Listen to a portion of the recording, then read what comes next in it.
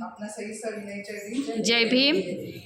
शारदाताईंनी असा उपक्रम केलेला आहे की बघा, पुण्यकर्म ज्याला म्हटलं जातं आपल्या धर्मामध्ये, जे सांगितलं जातं की आपल्या वडिलांच्या संकल्प केलेला आहे विपश्यनेचा, की मी प्रत्येक त्यांचा असा संकल्प आहे की मी 100 विहारांना भेट देणार आहे. यानं काय होणार आहे की त्यांची ओळख 100 विहारांपर्यंत होणार आहे.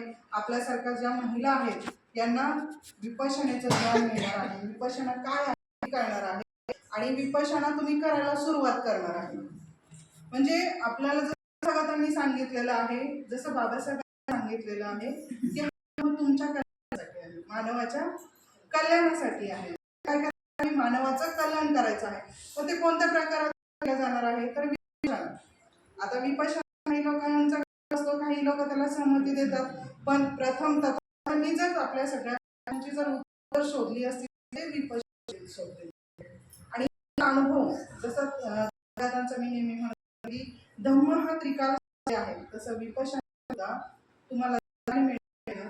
तुमच्या प्रश्नांना तुम्ही म्हणतो स्वतःच्या मार्गाचे म्हणतो ते या विपश्यनेतून तुम्हाला होता येईल. आता जर तुम्ही विपश्यना केली तर आपण आपल्या ताब्यात, आपण काय ताब्यात बोध नाहीये, आपण ताब्यात विचार चालू असतात.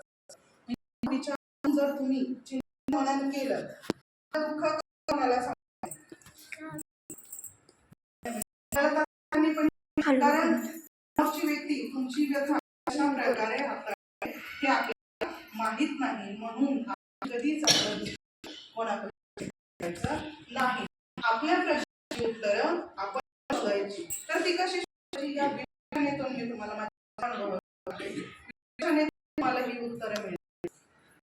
त्यासाठी विपश्यना अतिशय उपयुक्त